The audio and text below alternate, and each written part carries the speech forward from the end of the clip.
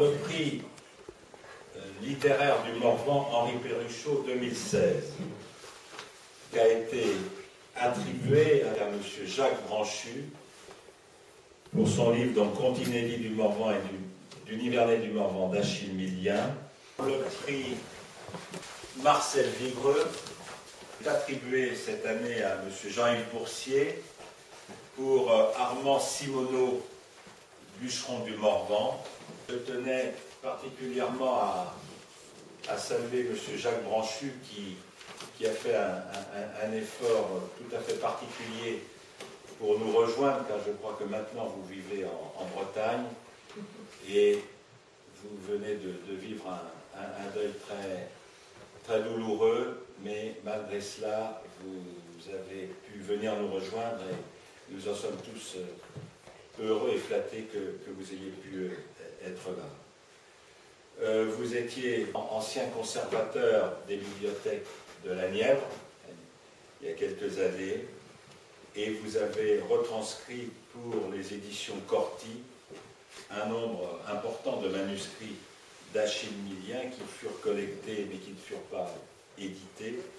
Donc c'est un travail d'écriture aussi pour vous et de recherche et que nous saluons en vous remettant donc ce prix, et nous reparlerons de votre livre dans quelques instants. Donc, si vous voulez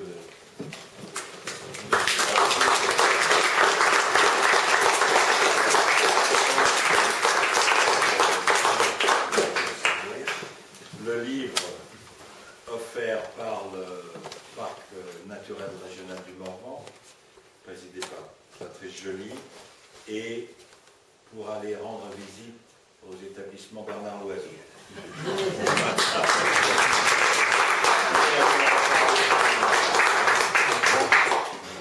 Vous remercier donc, de l'obtention de ce prix, auquel j'associe bien entendu Achille Millien, puisque sans lui il n'y aurait pas ce livre. Achille Millien est venu d'ailleurs à Vézelay en 1884. Il est venu à plusieurs reprises dans le Morvan. En 1880, il est venu il est venu donc à Gacon, à Monsoche et puis à Vauclès.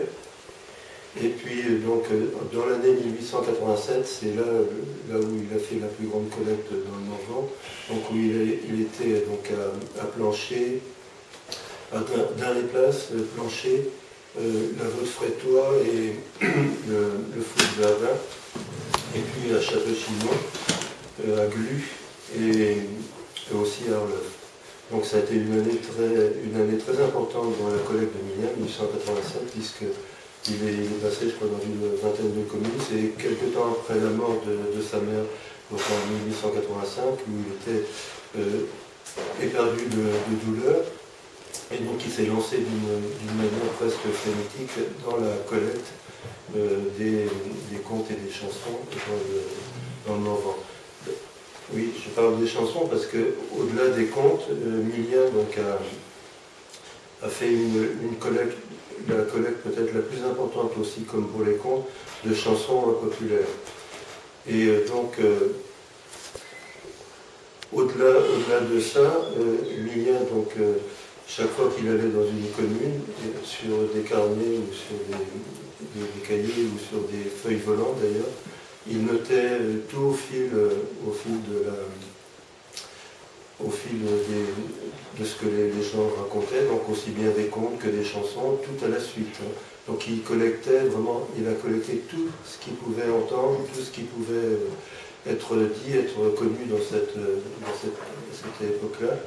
Et Millien, en 1906, donc ça fait donc 110 ans quoi, à peu près, il savait que de toute façon que les personnes qu'il avait entendues au cours de ses collectes, ils étaient déjà morts, et que les héritiers, les enfants, tout ça, c'était déjà terminé. La culture populaire était en voie de disparaître, et donc il s'inquiétait de ce fait-là. Donc heureusement, aujourd'hui, par exemple, une manifestation comme celle-ci montre que malgré tout, cette collecte n'a pas été vaine, puisque donc, des gens comme Paul Delarue, Louise Ténez et puis Georges Delarue pour les chansons, donc ont publié donc, des recueils de contes jusqu'à celui-ci. Donc, je tiens aussi à associer dans ces remerciements donc, Fabienne Raffos, qui est la directrice des éditions José Corti, parce qu'il n'y a pas beaucoup d'éditeurs en France qui s'intéressent au domaine du patrimoine oral, et en fait c'est la seule qui publie, et qu'on tenait à l'associer, puisqu'elle n'a pas pu être présente non plus. Je voudrais associer aussi Nicole Belmont, parce que Nicole Belmont, donc c'est grâce à elle d'ailleurs que cet ouvrage a pu paraître, qui est lectrice d'ailleurs aux éditions Corti, et donc qui a proposé donc, les contes inédits de Migna. Donc je tenais à associer ces deux personnes qui sont à l'origine quand même de cette édition-là. J'ai essayé de faire, c'est de garder d'être le plus près possible de ces notations, c'est-à-dire la façon dont il transcrivait de l'oral, c'est-à-dire c'est pas encore de l'écrit, c'est de l'entre-deux en quelque sorte. Hein. Donc il écoutait des gens, il écrivait il transcrivait par l'intégralité, mais l'essentiel. Et donc après, il avait un travail très très important de rédaction qu'il avait du mal d'ailleurs à venir à bout. Et quand on voit sur les manuscrits, on voit des ratures, des surcharges, et puis à plusieurs reprises il reprend et il laisse tomber. Dans beaucoup de cas, il y a beaucoup de contes qu'il avait commencé à transcrire pour la publication, qu'il a laissé de côté. Donc qui ont été, que j'ai utilisé évidemment dans le livre. Et donc je crois que ce qui est intéressant dans le cas de Migna, c'est la façon dont il a transcrit un peu ce qu'il écoutait, et donc d'essayer de rester le plus près possible donc, de ces notations, de faire en sorte que ça reste lisible, parce que c'est la demande de l'éditeur, que ça soit lisible, enfin compréhensible donc, par le public, mais en restant le plus près possible de ce qu'il avait retenu, de l'essentiel qu'il avait retenu. Alors donc dans le livre, dans les contes avec quand il y a des choses qui se répètent à plusieurs reprises, donc là j'ai repris, hein, mais donc ce qu'on a ajouté, c'est par exemple dans la notation il y a des cascades de il ou elle, donc parce que c'est ce qu'il entend. Hein. Donc là, à ce moment-là, on a remis le sujet, la personne sujet, ou le sujet du conte, des personnages, etc. Et donc de rester le plus proche possible de la notation de Migna. Donc c'est aussi un travail assez, non pas difficile, mais quand on voit en tout cas le travail de Migna, on voit que c'est pas quelque chose qui était... sur lequel il a énormément travaillé et qu'il a laissé souvent de côté parce qu'il devait pas être satisfait. D'ailleurs, quand il a publié des contes dans des revues de folklore national ou international, quand il les republie après dans le journal de la Nièvre ou dans la revue de l'Univers Net, dont il est le rédacteur en chef, il reprend et il retravaille encore une nouvelle fois son texte, parce qu'il n'est jamais satisfait. En fait. Donc voilà ce que j'ai essayé de faire modestement, c'est de rester le plus possible proche donc, de la notation originale, de pas inventer, alors que justement le conteur, c'est tout à fait le travail, c'est d'enjoliver et aussi d'utiliser d'ailleurs d'autres versions de contes comme ce qu'a fait Pierre Léger tout de suite, de laisser le texte tel qu'il est revenu dans les manuscrits et d'en faire quelque chose de nouveau, quelque chose que sans doute d'ailleurs les conteurs de l'époque de Migna aussi faisaient, comme tous les conteurs, je pense. Monsieur Boursier, professeur en anthropologie, vous avez été, je ne sais plus si vous êtes encore à l'anthropologie, à l'université de Nice. Vous vivez, je crois, à Chalon-sur-Saône. vous êtes géographe de formation et vous avez donc ensuite exercé ce professorat. Et vous avez écrit un certain nombre d'articles dans la revue Socio-Anthropologie et la revue Monde Contemporain. Donc, je vais vous demander de venir nous rejoindre.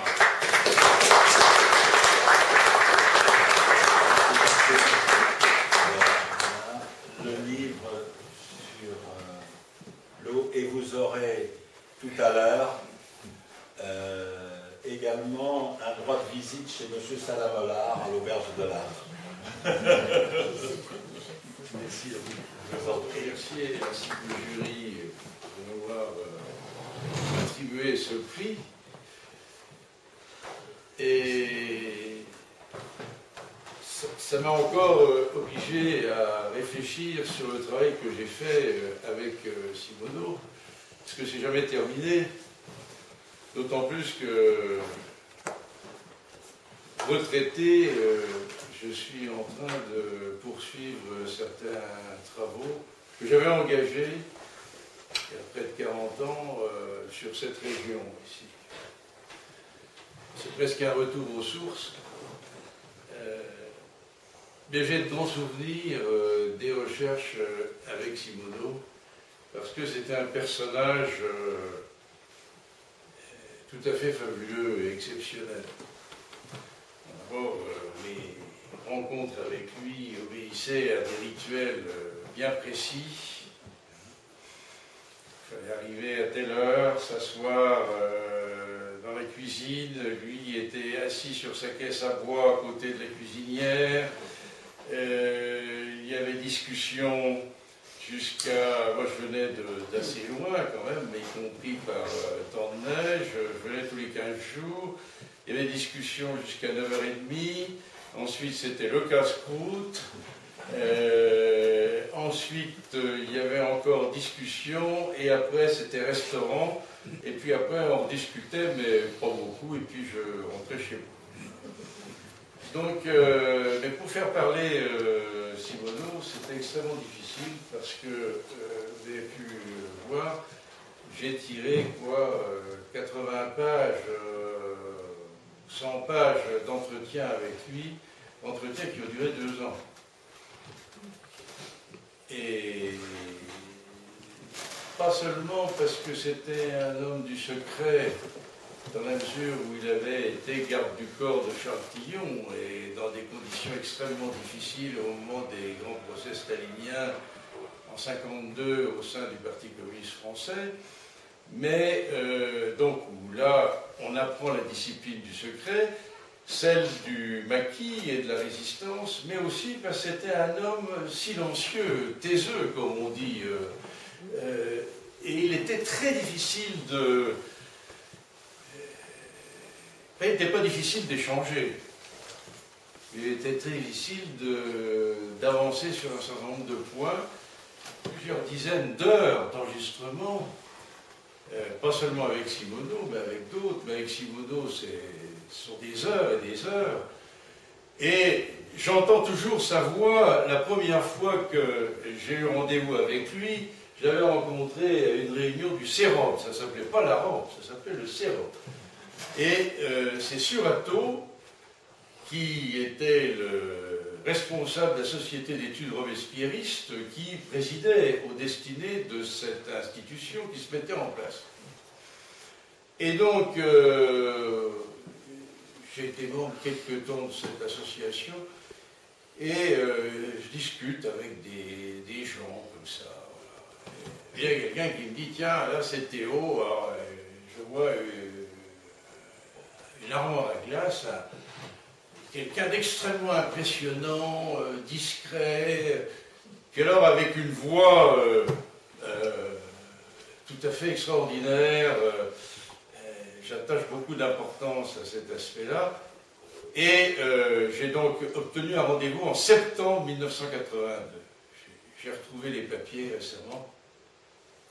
Et là, je commence à lui parler de l'histoire de la résistance dans Lyon, etc., ce que j'avais lu.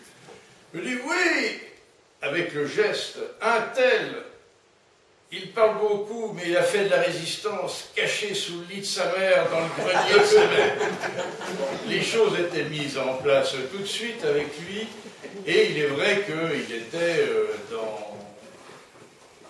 en bagarre avec comment on appelle ça, des notables. Des résistants tardifs. Non, je dirais des notables du passé. Il y a dans notre pays une espèce d'addiction comme ça. Il y a des professionnels du passé. Et la place de président d'association est souvent intéressante pour se donner une légitimité et pouvoir parler. Alors, on découvre des tas de choses. Pas seulement dans Lyon, hein. Moi je suis de la Nièvre, j'ai quitté la Nièvre il y a très longtemps pour aller étudier à Clermont-Ferrand et après travailler en Saône-et-Loire, avant d'aller travailler à d'autres endroits.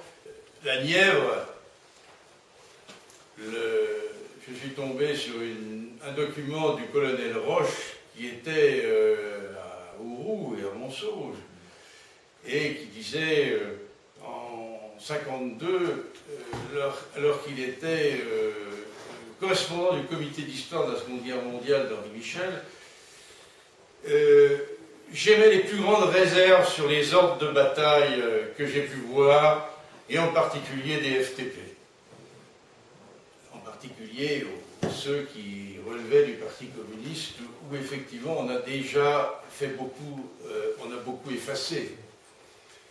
Pas que chez eux, mais là, l'appareil communiste a beaucoup effacé les gens qui n'étaient pas forcément dans la bonne ligne au bon moment.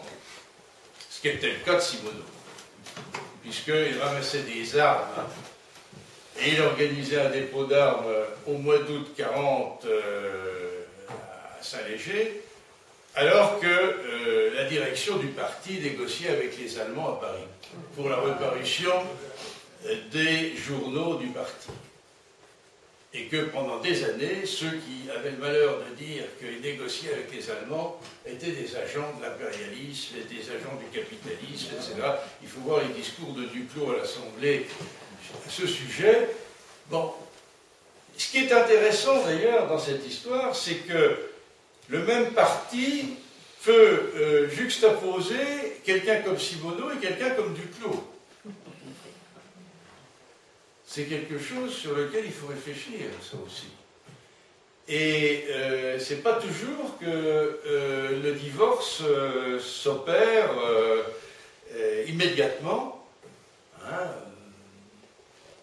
D'ailleurs, ils sont venus rechercher Simoneau parce qu'ils avaient besoin d'un résistant de la première heure à une époque, et comme il dit, je les ai envoyés promener. Lui, 52, c'est terminé. Alors, par Simoneau, j'ai été amené à rencontrer Charles Tillon, j'ai été amené à rencontrer, dont l'épouse Raymonde est décédée cette année à 100 ans. Mais ça, c'est une autre histoire qui est celle de ces grands dirigeants qui disent ce qu'ils ont envie de dire. Parce que, comme m'a dit une fois Charles Tillon, me dit, tu sais, j'étais quand même un des 3 dirigeants du parti, je ne peux pas aussi... voilà. Bon. Et il a dit un certain nombre de choses dans On chantait rouge, mais c'est un dixième. Mais je pense que Simoneau, c'est aussi un dixième. Voilà. Attendons les 9 dixièmes suivants.